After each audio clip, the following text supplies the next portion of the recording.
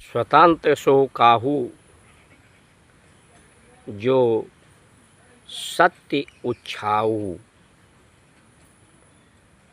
होय न अवसर हानि सत्य करें सब करनी।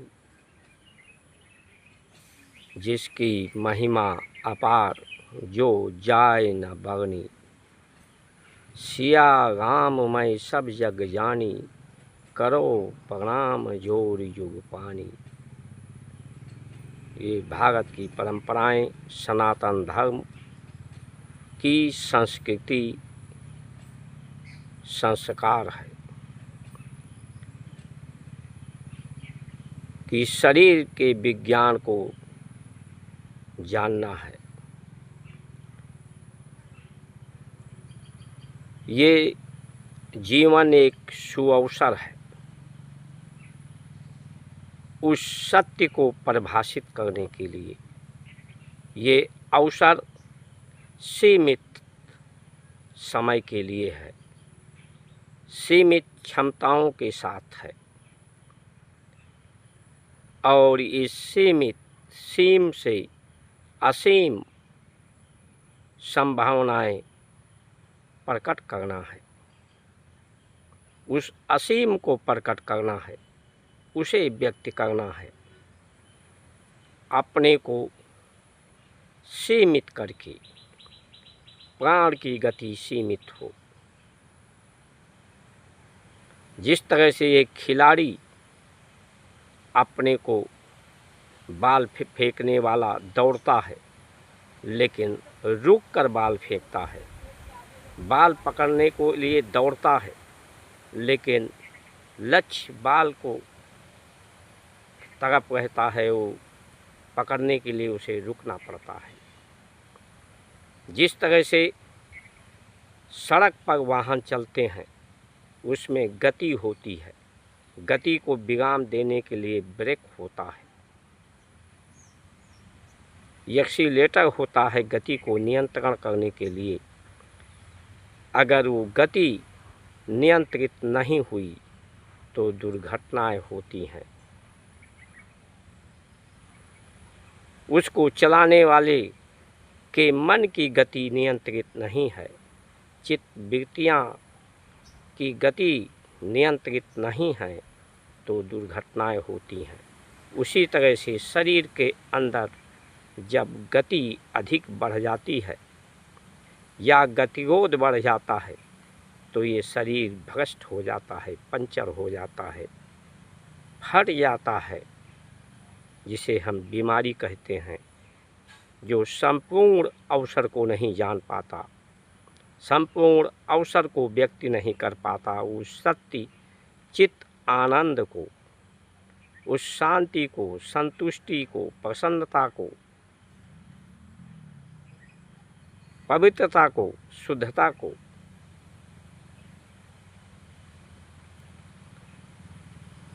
ये संसार की जो वस्तुएं हैं वो गतिशील हैं, गति देने के लिए हैं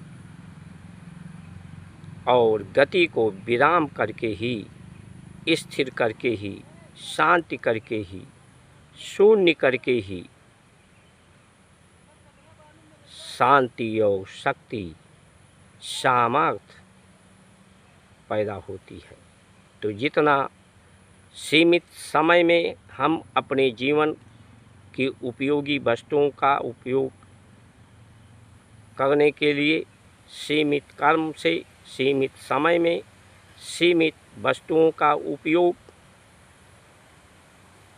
करके ही, सीमित ज़रूरतों, आवश्यकताओं को करके ही असीम संभावनाएं प्रकट कर सकते हैं। जिस तरह से बूंद, एक बूंद पानी जो एक सागर का हिस्सा है, उसी तरह से हम परमात्मा के अंश हैं लेकिन एक बूंद की तरह से हैं। ये बूंद पानी का कोई परिणाम नहीं देता लेकिन वही पानी बूंद बूंद जब इकट्ठा मिल जाता है तो एक सागर बन जाता है।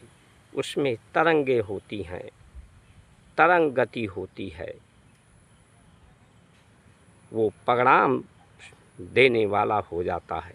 उसी तरह से मनुष्य अपने मतभेद को भुला करके, अपने गति को शांत करके, शून्य करके, स्थिर करके, शुद्ध वस्तुओं का सीमित उपयोग करके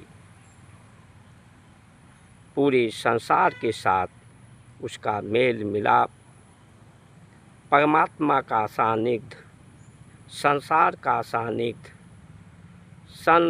निकटता बढ़ती है, समीपता बढ़ती है, साप्रेम बढ़ता है। सीमित समय में अपने जीवन उपार्जन हो जाने पर जो समय से बचता है वो देश की सेवा, परिवार की सेवा, प्रेम के लिए उपयुक्त होता है। तो ये जब जब होए अवसर की हानि, क्योंकि धर्म की हानि धर्म यानी अवसर ही देता है।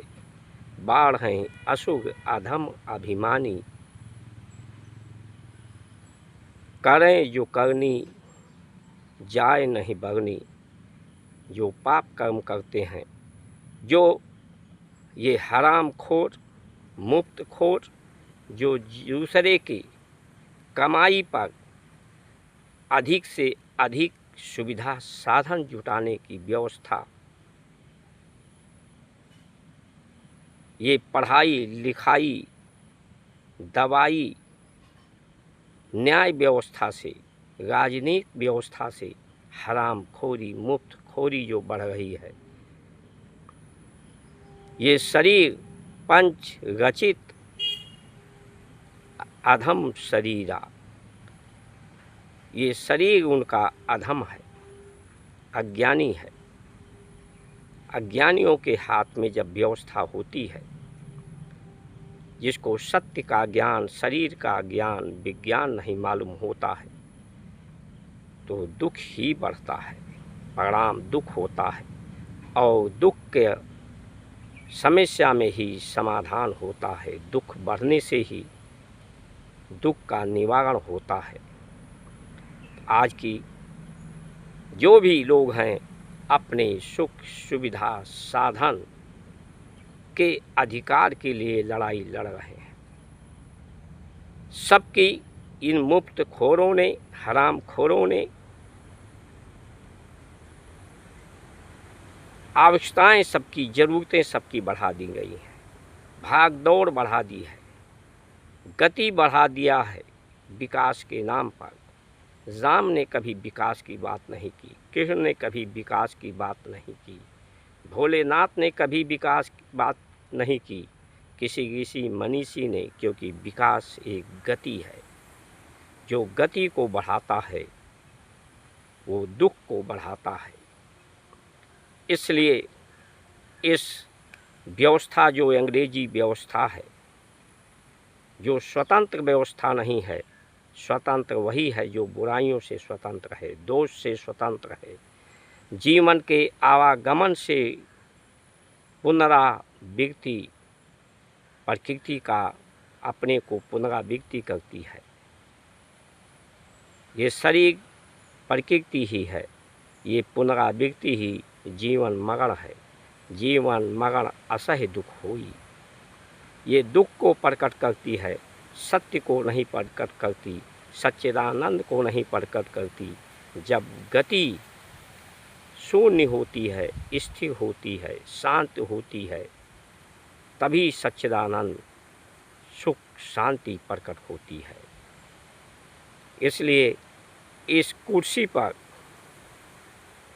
प्रधानमंत्री, मुख्यमंत्री, विधायक, सांसद या प्रशासनिक पद पर कोई भी बैठे,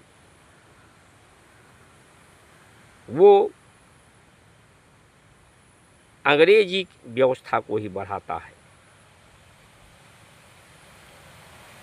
उसमें बुराइयां स्वतः आ जाती हैं, क्योंकि ये गुलामी की व्यवस्था है, स्वतंत्रता की व्यवस्था नहीं है। ये स्वच्छंदता की व्यवस्था है, मनमानी की व्यवस्था है। जय श्री राम।